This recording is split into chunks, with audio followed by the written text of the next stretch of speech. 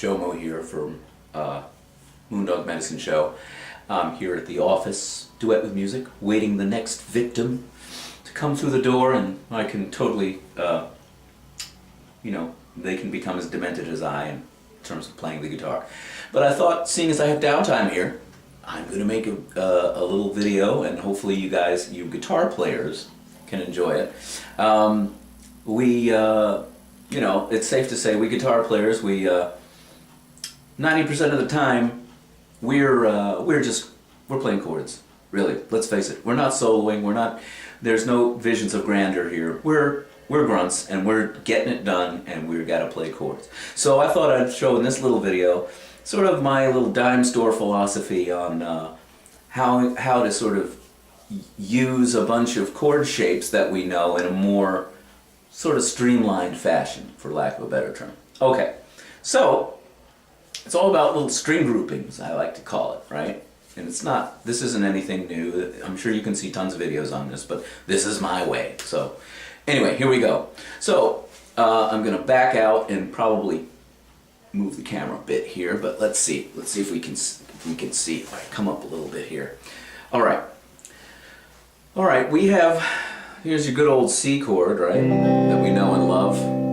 If we just use strings 4, 3, and 2, we can move that up the board.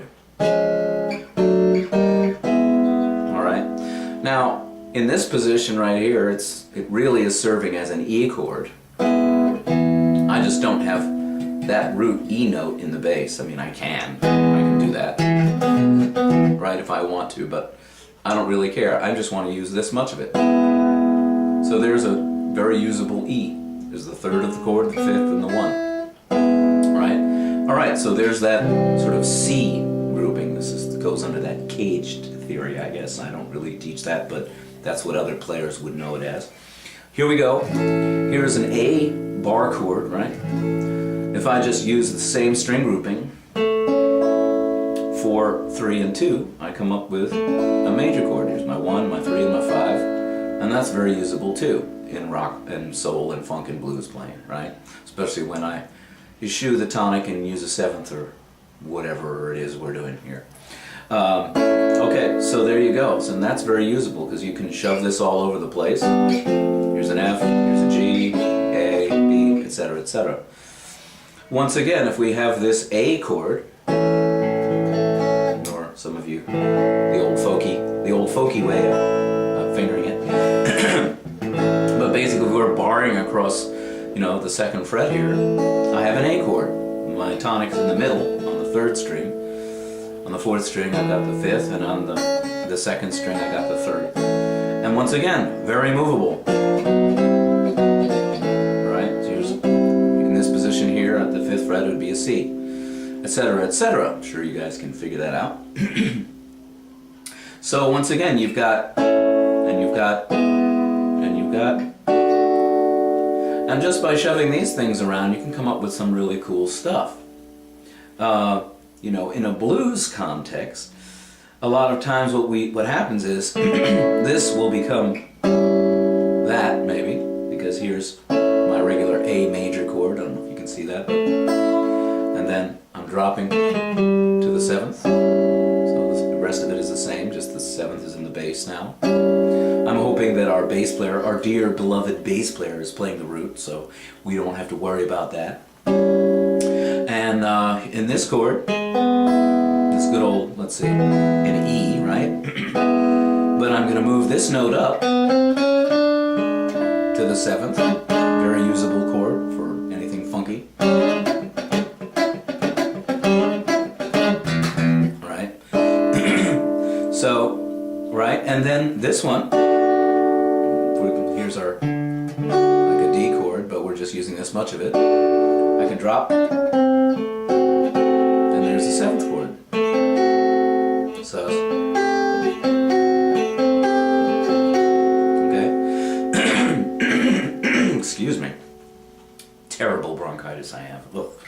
Okay, so with a little pause in the action, what I'm going to do is I'm going to sort of show you the intro to one of these Moondog songs and how I kind of get a lot of mileage out of even just that little bit of information right there. Okay, so we're back, and what we're going to do is we're going to learn the song Back Door, knocking at the back door that we do. I'm going to show you kind of how my little rhythm part there in the beginning of that, which is kind of cool, kind of very harkens to Rolling Stones kind of thing. But anyway, so here we go. I'm going to dive right into it. All right, so I'm in the key of E, at least I start in the key of E. This song kind of waltzes all over the place. I'm going to pull the camera down, so maybe. There, now we can see a little better. Okay, so good old rock and roll thumb, I'm hitting that E note. And here's that little A voicing. As a matter of fact, it even is an A up the board. So, and now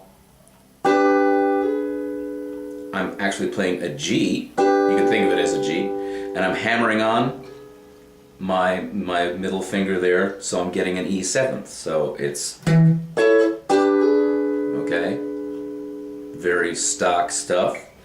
I'm moving up to here, which is like a D chord. I'm coming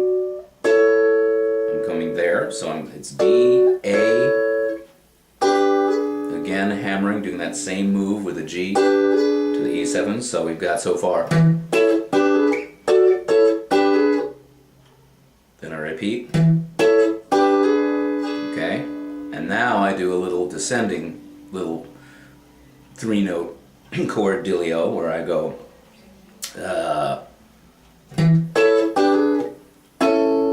and that's like an A right there, and there is a E, right? There's a D, and then this one we didn't really talk about, but it's basically an E chord, or actually I'm just hitting that much of it, so it's strings. This string grouping is different. It's 5, 4, 3, okay, and it's kind of like I'm playing this. Oh, lo and behold, there's that G chord voicing, right? Good old open G chord voicing, but I'm just using this much of it. Okay, so the whole kit and caboodle goes.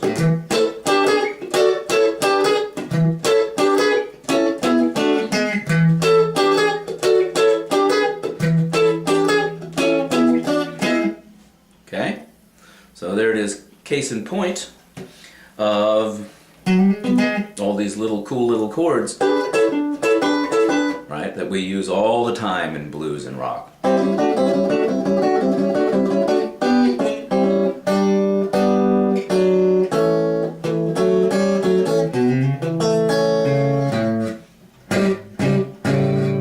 Right, giving away all the secrets, all the kingdom to the castle. I mean the keys to the castle, rather. All right. Hopefully I can cut this down and make it more streamlined, and, you know, we'll see you on the flip side, Daddy-o.